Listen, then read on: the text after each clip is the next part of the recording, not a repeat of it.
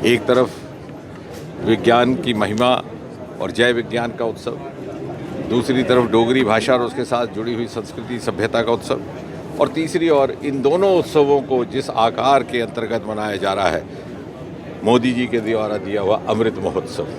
और जैसे बार बार मोदी जी का ये कहना है कि क्षेत्रीय भाषाओं में, मातृभाषाओं में विज्ञान का प्रचार प्रसार अध्ययन अनिवार्य है, उसका एक ये भी कारण है कि जिस प्रकार अगले 25 वर्षों में तेज़ गति से प्रगति करता हुआ भारत विश्व पटल पर जाकर के खड़ा होगा, तो वो प्रगति पथ की नींव आधार विज्ञान, टेक्नोलॉजी, नवाचार होने वाला है। और इसलिए उसमें प्रत्येक भारतवासी को, विशेषकर वो भारतवासी नवयुवक जिनके आगे 25-30 वर्ष एक्टिव लाइफ के बकाया हैं, उनको ये अवसर रहे कि अपनी प्रतिभा, अपनी योग्यता, अपनी काबिलियत को पर्याप्त तौर पर उपयोग में ला सककर भारत के इस अमृत महोत्सव में अपनी भूमिका, अपनी योगदान निभा सके। परंतु कहीं ऐसा ना हो कि किसी भाषा विशेष के ज्ञान के ना होते अथवा अंग्रेजी के ज्ञान के ना होते यदि हम उनकी प्रतिभा से वंचित रह गए, तो ना केवल वो अपना योगदान करने में वंचित रहेंगे, बल्कि राष्ट्र उनकी प्रतिभा से वंचित रहेगा। हमारे पास अनेकों ऐसे उदाहरण हैं कि क्षेत्रीय भाषाओं में तेलुगु मीडियम, गुजराती मीडियम में पढ़ कर के बच्चे अनेकों नए आयाम उपलब्ध कर रहे हैं और किसी भाषा विशेष का विज्ञान से संबंध नहीं। ये प्रमाणित हो चुका है। रूस, चीन, जापान जिस प्रकार से बिना अंग्रेज़ी की जानकारी के उस शिखर तक पहुँचे हैं, लेकिन चूँकि भारत में एक विडंबना रही कि लगभग 200 वर्ष तक हम लॉर्ड मैकॉले की बनाई हुई एजुकेशन नीति पर चलते रहे, जिसमें परिवर्तन मोदी जी के नेतृत्व में 2020 में आया है। इसके परिणाम स्वरूप हमारा सारे का सारा पाठ्यक्रम, हमारी सारी की सारी टेक्स्ट बुक्स, हमारी सारी की सारी सामग्री विशेषकर विज्ञान में अंग्रेज़ी भाषा में लिखी गई। और इसलिए एक बहुत बड़ी चुनौती, चैलेंज ये भी रहेगा कि इसका अनुवाद अनुकूलता के साथ डोगरी भाषा में किया जा सके, ताकि अनुवाद में कोई कमी रह जाने के कारण डोगरी भाषा में किसी कंपटीशन में अपीयर होने वाले किसी युवा के युवती को किसी प्रकार की डिसएडवांटेज ना रहे।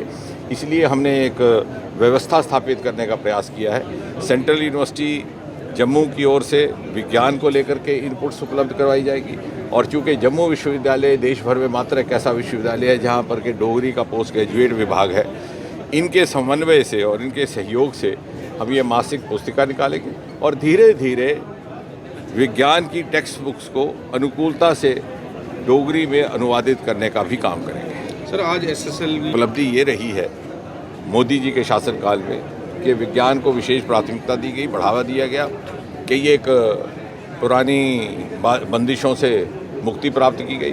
उसमें एक अंतरिक्ष का विभाग था जो पहले अधिकतर गोपनीयता में काम करता था।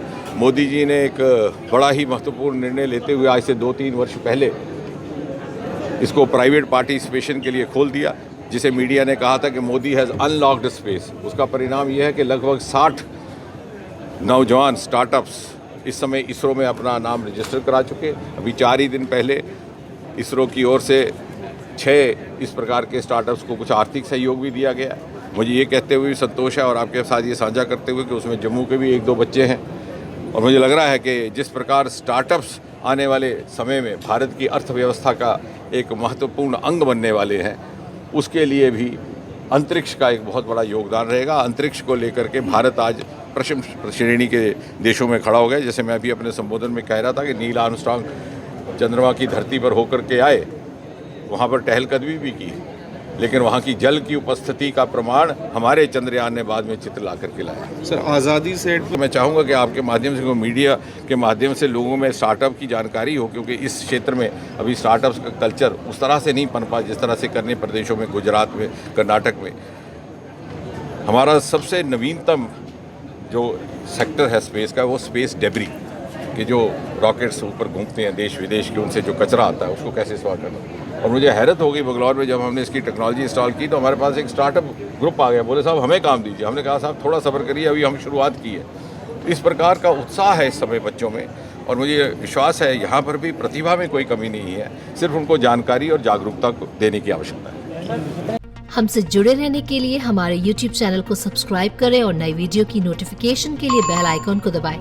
अगर आप ये वीडियो Facebook पर देख रहे हैं तो लाइक जरूर करें और ज्यादा से ज्यादा शेयर करें। इसी तरह के और भी अपडेट्स के लिए फॉलो करें हमारा Instagram पेज himachal.kesri।